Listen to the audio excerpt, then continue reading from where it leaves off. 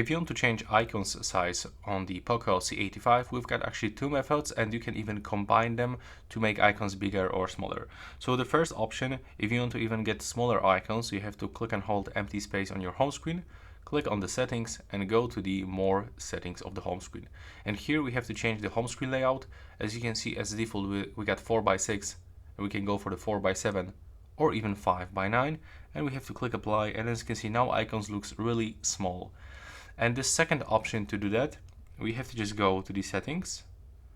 Now we have to scroll all the way down to the additional settings, and we have to go for accessibility, go to the vision, and now select the display size. So we can select extra small to get them like super small, but if you want to make everything bigger, click on the large, click apply, click OK.